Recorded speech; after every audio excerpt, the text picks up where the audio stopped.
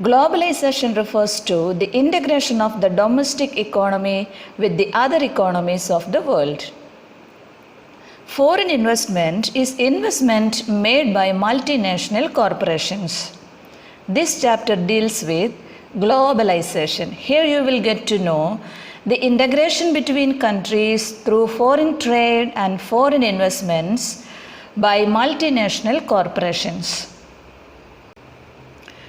Trade was the main channel connecting distant countries. Large companies, which are now called multinational corporations or MNCs, play a major role in trade. An MNC is a company that owns or controls production in more than one nation. For example, Apple, Ford, Coca-Cola, Alphabet, and Microsoft. MNCs set up offices and factories for production in regions where they can get cheap labor and other resources so that the company can earn greater profits. The money that is spent to buy assets such as land, building, machines and other equipments is called investment. An investment made by MNCs is called foreign investment. MNCs are exerting a strong influence on production at these distant locations. As a result, production in these widely dispersed locations is getting interlinked. Let us see how MNCs set up production in various countries. MNCs set up offices and factories for production in regions where they can get cheap labor and other resources. For example, in countries like China, Bangladesh, and India. At times, MNCs set up production jointly with some of the local companies of countries around the world. The benefit of such joint production to the local company is twofold. First, the MNCs can provide money for additional investments for faster production. Secondly, the MNCs bring with them the latest technology for enhancing and improving production. So, such joint production is benefit to the local companies. Some MNCs are so big that their wealth exceeds the entire budgets of some developing countries.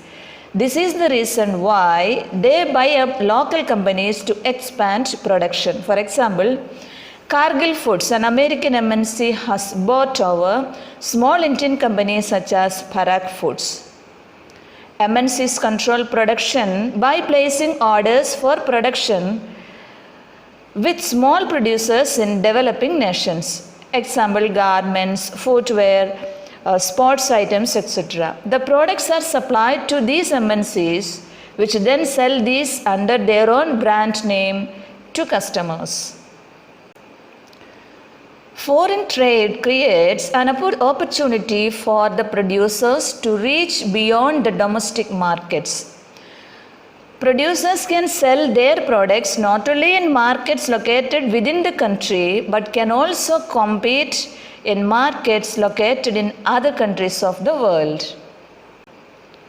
Similarly, buyers have the options to choose among various goods beyond domestically produced goods. Thus, foreign trade results in connecting the markets or integration of markets in different countries. So, what are the advantages of foreign trade? Foreign trade has facilitated the travel of goods from one market to another. It provides a choice of goods to the buyers. Producers of different countries have to compete in different markets. Prices of similar goods in two markets in two different countries become almost equal. What is globalization? Globalization is the process of rapid integration or interconnection of countries. As we have seen, MNCs are playing a major role in the globalization process. More and more goods and services, investments and technology are moving between countries. Another way in which the countries can be connected is through the movement of people between countries. What are the factors that have enabled globalization? Rapid improvement in technology has been one major factor that has stimulated the globalization process. This has made possible much faster delivery of goods across long distances at lower cost. The developments in information and communication technology have made information instantly accessible. Telegraph, telephone, including mobile phones, fax are now used to contact one another quickly around the world. Teleconferences help in saving frequent long trips across the globe. Information technology has also played an important role in spreading out production of services across countries. Orders are placed through internet, designing is done on computers, even payment for designing and printing can be arranged through internet. Liberalization of foreign trade and foreign investment policy. CEZ or special economic zones are industrial zones being set up by the central and state governments in different parts of the country. CEZ are to have world-class facilities such as electricity, water, road, transport, storage, recreational and educational facilities. Companies who set up production units in CEZ are exempted from taxes for an initial period of 5 years. CEZ thus help to attract foreign companies to invest in India. Trade barriers are some restrictions that have been set up by governments. The government can use trade barriers to increase or decrease foreign trade and to decide what kinds of goods and how much of each should come into the country. The Indian government after independence had put barriers to foreign trade and investment. This was done to protect the producers within the country from foreign competition. Industries were just coming up in the 1950s and 1960s, and competition from imports at that stage would not have allowed these industries to develop and grow. Imports of only essential items such as machinery, fertilizers, petroleum, etc. was allowed. To protect the Indian economy from foreign infiltration in industries affecting the economic growth of the country as planned, India wanted to move faster to catch up with the main industries in the world market and therefore had to keep an extra watch on its progress in international trade and give incentives to the more rapidly growing industries through fiscal tariff and other means. Around 1991, some changes were made in policy by the Indian government as it was decided that the time had come for the Indian producers to compete with foreign producers. This would not only help the Indian producers to improve their performance but also improve their quality. As we know, governments use trade barriers to regulate foreign trade to protect the domestic industries from foreign competition. Tax on imports is an example of trade barrier. Around 1991, Government of India adopted the policy of liberalization. That means removing barriers or restrictions set by the government on trade is known as liberalization. When the government imposes less restrictions than before, it is said to be more liberal.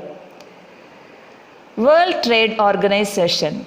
World Trade Organization was started at the initiative of the developed countries. Its main objective is to liberalize international trade. At present, 164 countries of the world are currently members of the World Trade Organization. It has established rules for developed countries regarding international trade so that these countries can allow free trade for all. Privatization means transfer of ownership of property from public sector to private sector. Business process outsourcing is the contracting of non-primary business activities and functions to a third-party service provider.